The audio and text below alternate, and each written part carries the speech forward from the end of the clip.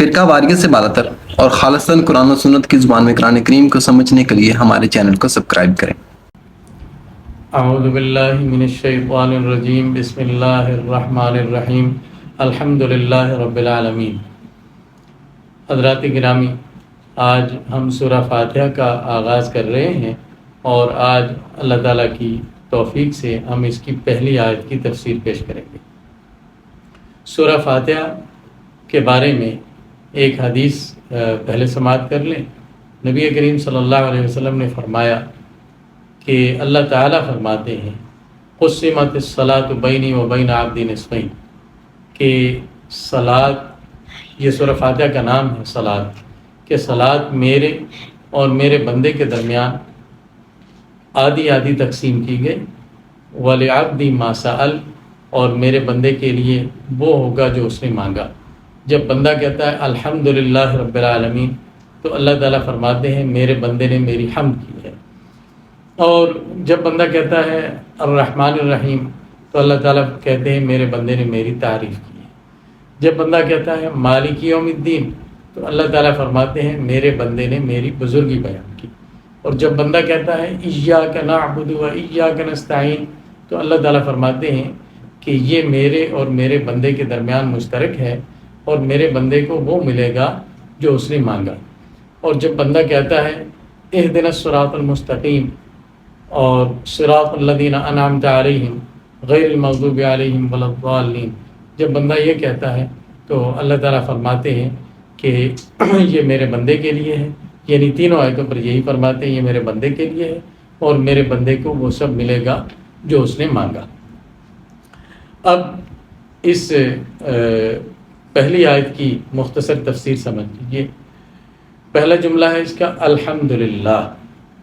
الحمدللہ، تمام تعریفیں اللہ کے لیے ہیں۔ معنی یہ کہ دنیا میں جہاں کہیں جس چیز کی تعریف ہو رہی ہے وہ تعریف اللہ تعالیٰ کی طرف لوٹتی ہے۔ اس دنیا میں ہزاروں حسین مناظر ہیں، لاکھوں دلکش نظارے ہیں اور کروڑوں نفع بخش چیزیں ہیں جو ہر وقت انسان کے دامن دل کو اپنی طرف کھینچتے ہیں اور اپنی تعریف پر مجبور کرتے ہیں اور انسان ان کی تعریف کرتا ہے۔ اس آیت نے یہ بتایا کہ یہ جتنی چیزوں کی تعریفیں انسان کرتا ہے یہ تعریفیں در حقیقت اللہ تعالیٰ کی طرف راجع ہیں، یعنی وہ تعریفیں لوٹتی ہیں اللہ رب العزت کی طرف۔ کیوں کہ ان تمام چیزوں کا خالق، ان میں اثر پیدا کرنے والا، ان میں فائدے رکھنے والا، ان فوائد کے ساتھ پھر ان چیزوں کو انسان کے لیے مسخر کرنے والا اللہ رب العزت ہے۔ تو جب کسی چیز کی تعریف کی جائے گی تو اس کی حقیقت ایسے ہی ہوگی جیسے ہم کسی خوبصورت نقش و نگار کی تعریف کریں، کسی بلڈنگ کی تعریف کریں، کسی پینٹنگ کی تعریف کریں، تو وہ تعریف در حقیقت اس بلڈنگ کی، اس پینٹنگ کی نہیں ہوتی، بلکہ اس کو بنانے والے مصور کی، معمار کی اور نقاش کی ہوتی ہے۔ اسی طرح اس کائنات کی کسی بھی خوبصورت چیز کی جب تعریف کی جائے گی تو وہ تعریف در حقیقت اللہ رب العزت کی طرف راجع ہوگی اور ان تعریفوں کا مرجع اور گویا مرکز و محور در حقیقت ذات باری تعالیٰ ہوگی۔ ایک دوسرا مطلب بھی ہو سکتا ہے، وہ یہ کہ تعریف کے لائق در حقیقت اللہ تعالیٰ ہے، باقی جتنی بھی چیزیں ہیں وہ اپنی ذات میں تعریف کی مستحق نہیں۔ اللہ تعالیٰ اپنی ذات میں خوبیوں والے ہیں اور تعریفوں والے ہیں اور تعریف کے لائق ہیں، اور ہر تعریف بجا طور پر ان کے لیے ثابت ہے۔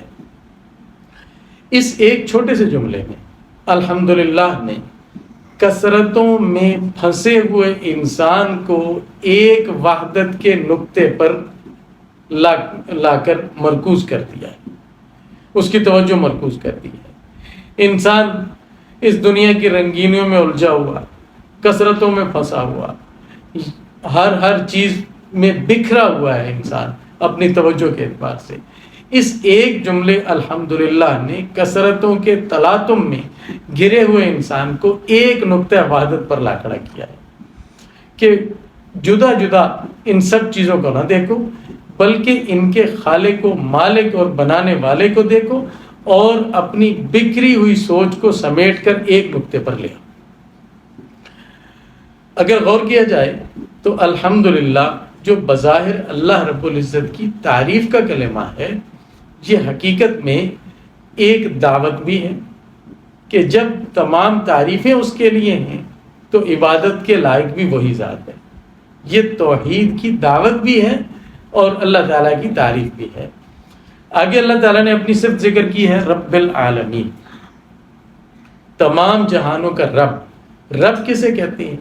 رب اسے کہتے ہیں جو کسی بھی چیز کو اس کی ابتدا سے لے کر تربیت کرے، اس کو بڑھائے، اس کی پرورش کرے اور درجہ بدرجہ اس کو ارتقاء کی منازل طے کرواتے ہوئے اس کے حد کمال تک پہنچا دے، اسے رب کہتے ہیں۔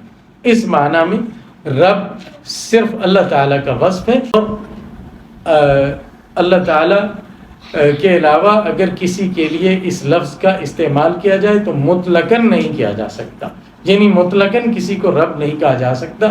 ہاں اضافت کے ساتھ مالک کے معنی میں کیا جا سکتا ہے، مثلا رب المال، مال کا مالک، یا رب غلام، کسی غلام کا مالک ہے، یا کسی بھی نسبت سے رب کہا جا سکتا ہے۔ اور مثلا رب الارض کہتے ہیں جو آدمی زمین کا مالک ہو۔ اللہ تعالیٰ نے یہ صرف ذکر کیا رب العالمین کہ اللہ تعالیٰ ہر عالم کی تربیت کرنے والے ہیں۔